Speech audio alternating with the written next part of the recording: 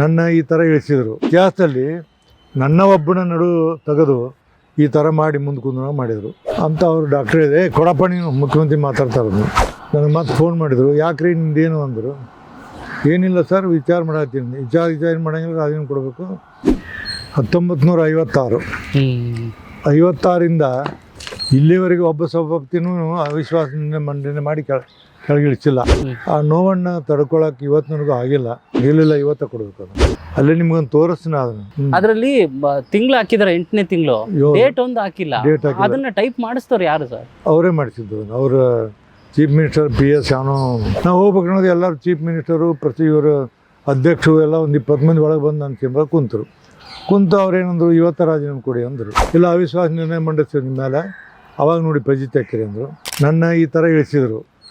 ನಾವೆಲ್ಲ ಯಾಕಂದ್ರೆ ನಮ್ಮ ಕನಸಿನಲ್ಲಿ ಗೊತ್ತಿದ್ದಿಲ್ಲ. ಇಲ್ಲಿವರೆಗೆ ನಿಮಗೆ ಹೇಳ್ತೀನಿ, ಇಲ್ಲಿವರೆಗೆ 1956ರಿಂದ ಇಲ್ಲಿವರೆಗೆ ಒಬ್ಬ ಸಭಾಪತಿನೂ ಅವಿಶ್ವಾಸ ಮಂಡನೆ ಮಾಡಿ ಕೆಳಗಿಳಿಸಿಲ್ಲ. ತಮ್ಮ ಪೀರಿಯಡನ್ನು ಮುಗಿಸ್ಯಾರ. ಅವರೆಲ್ಲ ತಮ್ಮ ಇದನ್ನು ನೋಡಿ ಅವಧಿ ಮುಗಿತಿ, ಸಭಾಪತಿ ಅವಧಿ ಮುಕ್ತಾಯ, ರಾಜೀನಾಮೆ ಮುಕ್ತಾಯ ಎಲ್ಲ. ಇದು ಇತಿಹಾಸದಲ್ಲಿ ನನ್ನ ಒಬ್ಬನ ನಡು ತೆಗೆದು ಈ ಥರ ಮಾಡಿ ಮುಂದೆ ಕುಂದ್ರ ಮಾಡಿದರು.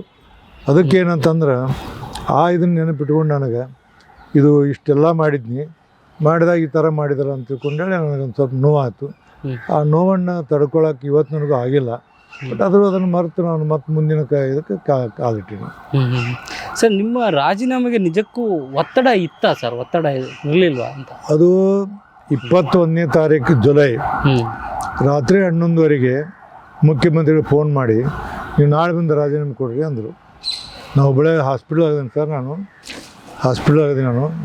ಡಿಪ್ ಹಚ್ಚಾರ ಅಂತ ಅವರು ಡಾಕ್ಟ್ರ್ ಇದೆ. ಕೊಡಪ್ಪ ನೀನು ಮುಖ್ಯಮಂತ್ರಿ ಮಾತಾಡ್ತಾರೆ. ಅಂದ ಕೂಡಲೇ ಕೊಟ್ಟರು ಅವರು. ನೀವು ನಾಳೆ ರಾಜೀನಾಮೆ ಕೊಡ್ಬೇಕಂದ್ರು. ಆಯ್ತು ಸರ್ ಅಂತ ಹೇಳಿದೆ. ಆಮೇಲೆ ಆಗಸ್ಟ್ 3ನೇ ತಾರೀಕು ಮತ್ತೆ ಹೇಳಿದ್ರು, ನೀವು ಇನ್ನೂ ರಾಜೀನಾಮೆ ಕೊಡ್ಬೇಕಂತೇಳಿ. ಹ್ಞೂ ಅಂದೆ. ನಾನು ಕೊಡಲಿಲ್ಲ. ಆಮೇಲೆ ಮಾಧ್ಯಮದಲ್ಲಿ ಅಲ್ಲೆಲ್ಲ ಬರೋಕತ್ತಿ. ಕಡೆಗೆ ಒಂದು ದಿವಸ ಅವರು ನನಗೆ ಮತ್ತೆ ಫೋನ್ ಮಾಡಿದರು, ಯಾಕ್ರಿ ನಿಂದೇನು ಅಂದರು. ಏನಿಲ್ಲ ಸರ್, ವಿಚಾರ ಮಾಡತ್ತೀನಿ. ವಿಚಾರ ಮಾಡಂಗಿಲ್ಲ, ರಾಜೀನಾಮೆ ಕೊಡಬೇಕು. ಹೆಂಗೆ ಕೊಡಲಿ ಸರ್, ಏನು ಒಮ್ಮಿಂದೊಮ್ಮಿಲ್ಲ ಅಂತಂದೆ ನಾನು. ಕಾರಣ ಬೇಕಲ್ಲ. ಇಲ್ಲ ಅವಿಶ್ವಾಸ ನಿರ್ಣಯ ಮಂಡಿಸ್ತೀವಿ ನಿಮ್ಮ ಮೇಲೆ, ಅವಾಗ ನೋಡಿ ಫಜೀತಿ ಹಾಕಿರಿ ಅಂದರು. ಆಯ್ತು ಸರ್ ಅಂದೆ ನಾನು. ಕಡೆಗೆ ಮತ್ತೆ ನೆಕ್ಸ್ಟ್ ಡೇ ಕೂಡಿದಾಗ ಒಂದು ಕನ್ಕ್ಲೂಷನ್ಗೆ ಬಂದೆವು. 13ಕ್ಕೆ ಸೆಷನ್ ಸ್ಟಾರ್ಟ್ ಆಗತ್ತೆ. 13ನೇ ತಾರೀಕು ಅಬ್ಜರಿ ಮಾಡಿರಿ. 14ನೇ ತಾರೀಕು ಉಪಾಧ್ಯಕ್ಷರು ಎಲೆಕ್ಷನ್ ಐತಿ, ಎಲೆಕ್ಷನ್ ಮಾಡಿ ಅವ್ರಿಗೆ ಚಾರ್ಜ್ ಕೊಡಿರಿ. ಉಪಾಧ್ಯಕ್ಷ ರಾಜೀನಾಮೆ ಕೊಡ್ಬೇಕಲ್ಲ, ರಾಜೀನಾಮೆ ಕೊಟ್ಟು ನಿಮ್ಗೆ ವಿಧಾನ ಭಾಷಣ ಹೇಳ್ರಿ ಅಂದ್ರೆ ನಾವು ಒಪ್ಕೊಂಡೆಲ್ಲ ಆಯಿತು. ಮುಂದೆ 7ನೇ ತಾರೀಕು ಏನಾಯ್ತಂದ್ರೆ ಆಕೆ ಹೆಣ್ಮಗಳ ಬೇಕು ಆರಿಸಿ ಬಂದಿದ್ದು ಗಾಯತ್ರಿ ಶಾಂತೇಗೌಡ. ಅವ್ರಿಗೆ ಓದ್ ಕೊಡೋದಿತ್ತು. 12-15ಕ್ಕೆ ಓದ್ ಫಿಕ್ಸ್ ಮಾಡಿದ್ವಿ. ಓದ್ ಕೊಟ್ಟೆ. ನಾವು ಹೋಗ್ಬೇಕು ಅನ್ನೋದು ಎಲ್ಲರೂ ಚೀಫ್ ಮಿನಿಸ್ಟರು ಪ್ರತಿ ಇವರು ಅಧ್ಯಕ್ಷರು ಎಲ್ಲ ಒಂದು 20 ಮಂದಿ ಒಳಗೆ ಬಂದು ನನ್ನ ಚೇಂಬರ್ ಕುಂತು ಅವ್ರೇನಂದ್ರು, ಇವತ್ತು ರಾಜೀನಾಮೆ ಕೊಡಿ ಅಂದರು. ಯಾಕೆ ಸರ್, ನಾವು ಮಾತಾಡೀವಿ. 14ನೇ ತಾರೀಕು ನಾನು ಕೊಟ್ಟ ಮಂದು ಮೀಡಿಯಾಗೆ ಹೇಳೀನಿ. ಕೊಟ್ಟ ಮಾತಿಂದ ನಾನು ನಿಂದು ಹೋಗಂಗಿಲ್ಲ, ನಾನು ಮಾಡ್ತೀನಿ, ಖಂಡಿತ ಮಾಡ್ತೀನಿ. 14ನೇ ತಾರೀಕು ಇಲ್ಲ ಇವತ್ತು ಕೊಡಬೇಕು. ಅದನ್ನು ಇವತ್ತು ಕೊಡಬೇಕಂದು ಅಲ್ಲಿಂದಲ್ಲೇ ನಮ್ಮ PS ಕರೆದು ಲೆಟ್ರ್ ಹೆಡ್ ತೊಗೊಂಡು ಬಂದು ಟೈಪ್ ಹೊಡಿಸಿ ಸಹಿ ಮಾಡಂದರು. 1.5 ತಾಸು ಕುಂತಾರೆ ಅವನು ಇದ್ರಾಗ. ಅವರು ಕಡೆಗೆ ಅನಿವಾರ್ಯ ಸಹಿ ಮಾಡಿ ಕೊಟ್ಟು ಬಂದು 7ನೇ ತಾರೀಕು. ಸರ್, ನಿಮಗೆ ಕರೆ ಮಾಡಿದ್ದು CM ಕರೆ ಮಾಡಿದ ಸುದ್ದಿನ ಸಂಯುಕ್ತ ಕರ್ನಾಟಕ ಪತ್ರಿಕೆನೇ ಮೊದಲು ಪ್ರಕಟ ಮಾಡಿದ್ದು. ಬಸವರಾಜ ಹೊರಟ್ಟಿ ಅವ್ರಿಗೆ CM ಕರೆ ಬಂದಿದೆ, ಅವ್ರು ರಾಜೀನಾಮೆ ಕೊಡೋದಕ್ಕೆ ಒತ್ತಡ ಆಗ್ತಾ ಇದ್ದಾರೆ ಅನ್ನೋ ಒಂದು ಸುದ್ದಿಯನ್ನ ಹೇಳಿದ್ದು ಸರ್. ಸರ್, ಅದಾದ್ಮೇಲೆ ಮುಖ್ಯಮಂತ್ರಿಗಳ ಮನೆಗೆ ನೀವು ದಿಢೀರ್ ಅಂತ ಹೋಗೋದಕ್ಕೆ ಕಾರಣ ಏನು ಸರ್? ನಾನು ಅದು 7ನೇ ತಾರೀಕಿನ ದಿವಸ ಏನಾತಂದ್ರೆ ನಾ ಫೋನ್ ಮಾಡಿ ಹಿಂಗೆ ಮಾತಾಡಿದ್ರಾಗ, ನೀವು ಏನಾದ್ರು ಮನೆಗೆ ಬರ್ರಿ, ಹೋಗೋ ಮುಂದೆ ಇಲ್ಲೇ ಅವ್ರ ಮನೆ ಇಲ್ಲೇ ಐತಿ, ಬಂದು ಹೋಗ್ರಿ, ನಾನು ಕುಂತು ಇನ್ನೊಟ್ಟು ಮಾತಾಡೋಣ ಅಂತ ಅಂದೆ. ಮುಂದೆ ನೋಡ್ತೀನಿ ಅಂದರು. ಇಟ್ಟು ಒಂದು 10 ನಿಮಿಷದ ಮೇಲೆ ನಿಮ್ಮ ಸ್ನೇಹಿತರಾದಂಥ ಜಾರಕಿಹೊಳಿ ಅವರು, ಜಮೀರ್ ಅಹ್ಮದ, ಆಮೇಲೆ ಬಾಲಕೃಷ್ಣ ಮತ್ತು ಇವರು ಯಾರು ಜಾರಕಿಹೊಳಿ ಎಲ್ಲ ಬಂದಾರೆ, ಒಂದು 5 ನಿಮಿಷ ನಿಮಗೆ ಬಂದು ಹೋಗ್ರಿ, ಒಂದು ಕಪ್ ಕಾಫಿ ಕುಡಿದು ಹೋಗ್ರಿ ಅಂತಂದರು. ಇದಕ್ಕೆ ನಾವು ಹೋದೆ. ಅದು ಸಭಾಪತಿ ಇದ್ದವ್ರು ಹೋಗಬಾರ್ದು. ಹೋಗಿ ಮತ್ತು ಕ್ಯಾಜುವಲ್ ಇದಕ್ಕಂತ ಹೋದೆ. ನಮ್ಗೆ ಕಲ್ಪನೆ ಬರಲಿಲ್ಲ. ಆಮೇಲೆಲ್ಲ ಮಾಧ್ಯಮದಲ್ಲಿ ಅಲ್ಲೆಲ್ಲ ಬಂತು. ಅವರೆಲ್ಲ ಫ್ರೆಂಡ್ಸ್ ಇದ್ದರು, ಚಲರಾಜ ಸ್ವಾಮಿ ಅವರೆಲ್ಲ. ಅವರು ಅಲ್ಲಿ ಜಾರಕಿಹೊಳಿ ಅವರು ಓಪನ್ನಾಗಿ ಹೇಳಿದರು, ಸಭಾಪತಿ ಇದ್ದರೆ ಹೊರಟ್ಟಿ ಅವ್ರು ಇರ್ಬೇಕು ಸರ್, ಇಂಥವ್ರನ್ನ ಮುಂದುವರಿಸಿ ಅಂತ ಹೇಳಿದ್ರು ಅವರು. ಅಷ್ಟು ಭೇಟಿಯಾಗಿ ಬಂದೆ. ಅದು ಹೋದದ್ದು ನಾವೇನಂದ್ರೆ ಅದು ಯಾವುದೋ ಇದರಲ್ಲಿ ಹೋದೆ ನಾನು, ಹೋಗ್ಬೇಕಂತಿಲ್ಲ, ಅವರೆಲ್ಲ ಫ್ರೆಂಡ್ಸ್ ಅವ್ರು ನೀವು ಬಂದು ಹೋಗ್ರಿ ಅಂದ್ರೆ ಹೋಗಿದ್ದೆ. ಸರ್ ನಿಮ್ಮ ಚೇಂಬರಲ್ಲಿ 1.5 ಗಂಟೆ ಇದ್ರು CM ಅವರೆಲ್ಲ ನಾಯಕರು ಅಂತ, 12 2 ಗಂಟೆ ಮಟ್ಟ 2 ಗಂಟೆವರೆಗೆ ಇದ್ರು. ಆಗ ನೀವು BJP ನಾಯಕರಿಗೆ ಫೋನ್ ಮಾಡಲಿಲ್ವಾ ಸರ್? ಏನು ಕೇಳಲಿಲ್ವಾ? ನಾನು ಏನು ಮಾಡಕ್ಕೆ ನನ್ನ ತಲೆನೇ ಓಡಲಿಲ್ಲ ಏನು. ನಾನು ಸ್ವಲ್ಪ ಕೇಳ್ತೀನಿ, ಚಲೋದಿ ನಾರಾಯಣ ಸ್ವಾಮಿ ಫೋನ್ ಮಾಡಿದ್ದು ನಾನು, ಹಿಂಗೆ ರಾಜನ್ ಕೇಳ್ತಾರ್ತೆ ಮಧ್ಯಾಹ್ನದಾಗ ಕೂಡ್ನಂದ್ರು ಅವರು.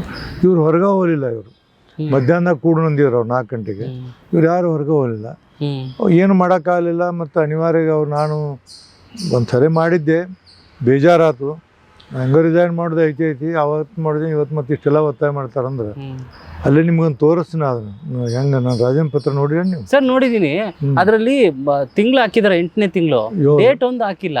ಅದನ್ನ ಟೈಪ್ ಮಾಡಿಸ್ತವ್ರು ಯಾರು ಸರ್? ಅವರೇ ಮಾಡಿಸಿದ್ದು. ಅವ್ರ ಚೀಫ್ ಮಿನಿಸ್ಟರ್ PS ಅವನು ಅವನು ಇದ್ದವ ಶ್ರೀಧರ್ ಅಂತೇಳಿ, ಅವನ ನಮ್ಮ ಲೆಟರ್ ಹೆಡ್ ತಂದು ಕೊಟ್ಟ ನಮ್ಮ PS ಟೈಪ್ ಹೊಡಿಸೋರು ಅವರು.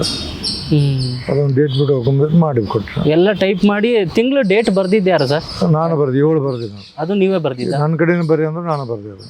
ಸರ್ ಈಗ ನೂತನ ಸಭಾಪತಿ ಆಯ್ಕೆಯಲ್ಲಿ ನಮ್ಮ ಈಗಿರೋ DK ಶಿವಕುಮಾರ್ ಸರ್ಕಾರ ಏನಾದ್ರು ಎಡವಿದೆಯಾ ಸರ್? ಸರಿಯಾಗಿ ಆಯ್ಕೆ ಆಯ್ತಾ ಅಂತ? ಅದು ನಾ ಏನು ಕಾಮೆಂಟ್ ಮಾಡೋಕ್ಕೆ ಹೋಗೋದಿಲ್ಲ.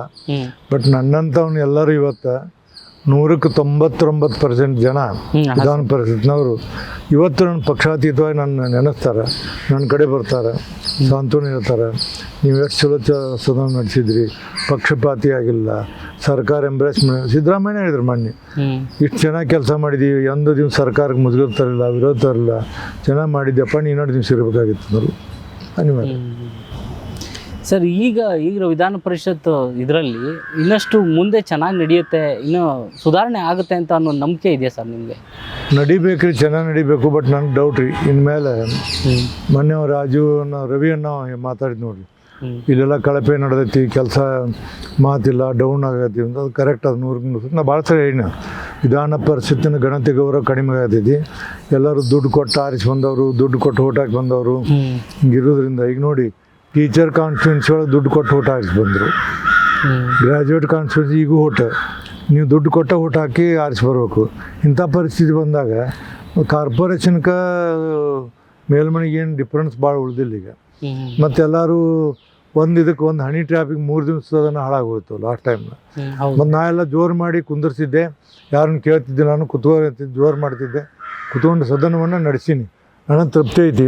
95% ಸದನವನ್ನು ಭಾಳ ಸರಿಯಾಗಿ ನಡೆಸೀನಿ. ಒಂದು 5% ಈಗ ಗಲಾಟೆ ಅದಕ್ಕೆ ಹೋಗಿದೆ. ಅದಕ್ಕೆ ಏನು ಮಾಡೋಕ್ಕಲ್ಲ, ನಮ್ಮ ಬಿಯಾಂಡ್ ಅವರ್ ಕಂಟ್ರೋಲ್, ನಾ ಏನು ಮಾಡೋಕ್ಕಲ್ಲ. ಬಟ್ ನನ್ನ ಕಾಲಕ್ಕೆ ಹಿಂದೆ ಯಾರೂ ಆ ಸದನವನ್ನು ಭಾಳ ಗಟ್ಟಿಯಾಗಿ ತೊಗೊಂಡು ನಡೆಸಿ ಮಾಡಿದರು. ಎಷ್ಟೋ ಸರಿ ಸಿಟ್ಟಿಗೆದ್ದು ದನ ಕಾಯಮತ್ತು ಬೈದಿದ್ದು ನಾವು, ಒಂದು ಸರಿ ಸಿಟ್ಟು ದನ ಕಾಯಮತ್ತಿದ್ದ ಹಂಗೆಲ್ಲ ಮಾಡಿದ್ವಿ, ಎಲ್ಲ ಮಾಡಿದ್ವಿ. ಬಟ್ ಎಲ್ಲರೂ ನನ್ನ ಮೇಲೆ ಯಾರೂ ನನಗೆ ಬೇಸರ ಮಾಡ್ಕೊಂಡಿದ್ದಿಲ್ಲ. ಮಾಡಿ ಕೆಲಸ ಮಾಡಿ ಬಂದು. ಸರ್ ನೀವು ಹೇಳ್ತಾ ಇದ್ದೀರಲ್ಲ, ಚುನಾವಣೆಯಲ್ಲಿ ದುಡ್ಡು ಹಣದ ಕಂಟ್ರೋಲ್ ಜಾಸ್ತಿ ಆಗ್ತದೆ ಅಂತ, ಅದೇ ಮಾತನ್ನು ಸಿದ್ದರಾಮಯ್ಯನವ್ರು ಕೂಡ ಹೇಳಿದ್ರು, ನಿಮ್ಮ ಮುಂದಿನ ಚುನಾವಣೆಯಲ್ಲಿ ನಿಲ್ಲಲ್ಲ ಅಂತ. ಬಟ್ ನೀವು ಮುಂದಿನ ಚುನಾವಣೆಗಳಲ್ಲಿ ಮತ್ತೆ ಗೆಲ್ಲುವಂಥ ಸಾಧ್ಯತೆಗಳಿದ್ದಾವೆ. ಅದ್ರ ಜೊತೆಗೆ ಮುಂದಿನ ಬರೋರು MLCಗಳು ದುಡ್ಡಿಲ್ಲದೆ ಚುನಾವಣೆ ನಡೆಸೋದಕ್ಕೆ ಸಾಧ್ಯನಾ ಸರ್ ಇನ್ನು ಮುಂದೆ? ನಾನು ಇದನ್ನು 2 ದಿನ ಟ್ರೈನಿಂಗ್ ಕೊಡಿಸಿದ್ದೆ ಎಲ್ಲ ನಮ್ಮ ವಿಧಾನ ಪರಿಷತ್ಗೆ. ಅವಾಗ ಎಲ್ಲರಿಗೂ ಮಾತಾಡಿದ್ವಿ, ಎಕ್ಸ್ಪರ್ಟ್ಸನ್ನು ಕರೆಸಿ ಮಾತಾಡ್ತಿದ್ವಿ. ಬಟ್ ಇವತ್ತಿನ ಪರಿಸ್ಥಿತಿಯಲ್ಲಿ ಶಿಕ್ಷಕರ ದುಡ್ಡು ತೊಗೊಂಡು ಓಟ್ ಹಾಕಿಸ್ಕೊಂಡ್ರೆ ನಿನ್ನ ಉಳಿತತೇನು?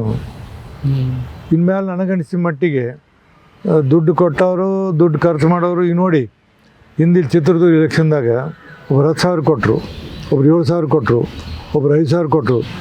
25,000 ಮಂದಿ ಓಟ್ ಹಾಕಿದ್ರೆ 25,000 ಮಂದಿ 23,000 ತೊಗೊಂಡಾರ.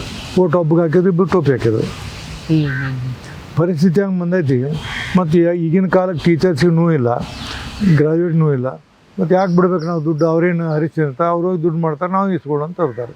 ಹಂಗೆ ಬಂದೈತಿ. ದುಡ್ಡಿನ ಇದು ಬಂದಾಗ ಯಾರು ಏನು ಮಾಡೋಕ್ಕಾಗೋದಿಲ್ಲ. ಮತ್ತು ಇನ್ಮೇಲೆ ನಾವು ಯಾವುದೇ ಎಲೆಕ್ಷನ್ ಆಗಲಿ, ಯಾವ ಎಲೆಕ್ಷನ್ಗೂ ನಾವು ಏನು ಎಕ್ಸ್ಪೆಕ್ಟ್ ಮಾಡೋಕ್ಕೆ ಸಾಧ್ಯ ಇಲ್ಲ. ಈಗ ಮಹಿಮಾ ಪಟೇಲ್ ನಿಂತರು, ದುಡ್ಡು ಖರ್ಚು ಮಾಡೋಕ್ಕೆ ಸೋತರು. ಹಿಂಗೆ ಆಗ್ತಿದೆ. ಜಾತಿ, ದುಡ್ಡು ಇವೆಲ್ಲ ಇವ ಪ್ರಮುಖವಾದ ವಿಷಯಕ್ಕೆ ಹೊರತಾಗಿ ನಿನ್ನ ಮೆರಿಟು ಗಿರಿಟು ಎಲ್ಲ ಏನು.